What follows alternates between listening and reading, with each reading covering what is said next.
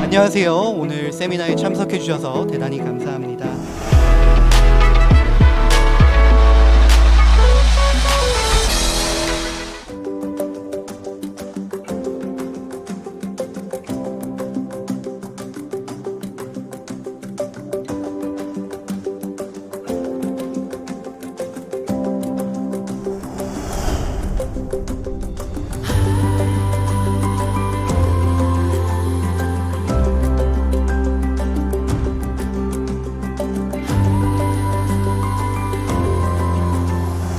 Good morning, everybody, and welcome to the Safer Community Seminar.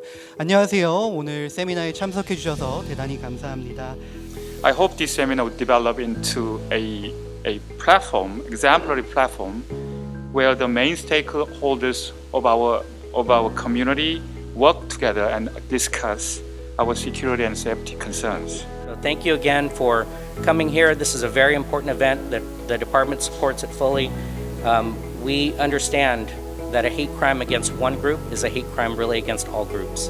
The goal of the police department to reduce the incidence and fear of crime, our mission, right? That is a core mission of a police department, and it's through these partnerships that we can do that.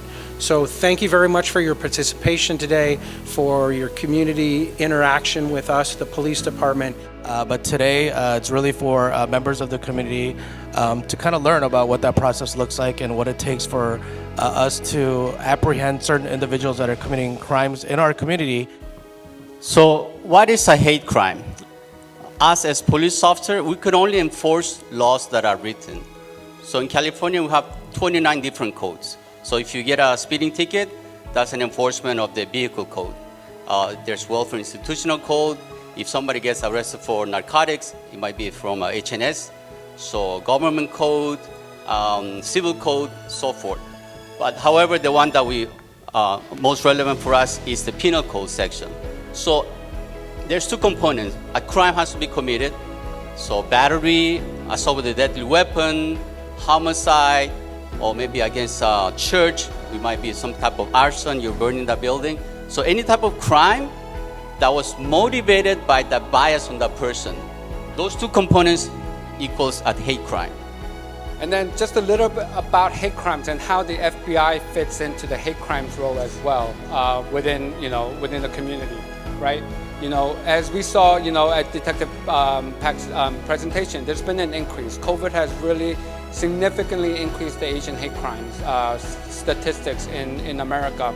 Actually, during COVID, I was actually in Indonesia. I was the head of the FBI office in Jakarta, Indonesia, during that whole time when we were in COVID times here, right? What was funny was, when I was in Indonesia, I actually had to come back to the United States. And when I came back to the United States, I didn't realize how bad it was, but it was interesting to see how people were acting towards me. Coming back, I'm serving as a diplomat, as a U.S. Embassy employee, coming back to my home country, and then I have all these people avoiding me just because I was Asian. So first, personal safety is very basic. We all know this, right? But I just want to remind you again, be prepared, always be alert and stay vigilant, be aware of your surrounding, educate and know prevention tactics. Be aware of your location situations, like dark alleys, parking lot, empty building that you have to go in. So first, you probably are familiarized with that picture. When you get on the airplane, the first thing they kind of give you safety tips. The number one is always put a mask on yourself first and help. Because if you're not breathing properly, then how can you help other people? So it's a safe concept. So one of the things we did today was to bring awareness to the community. As you could also be able to describe during the quick presentation is during the past few years, we had over 11,500 crimes against the Asian community. And those are numbers that are kind of low because studies show that about 47% are not reported to the law enforcement. And in California, just this year, and with the latest statistic from August, we had a rise of 177% in hate crime against the Asian community.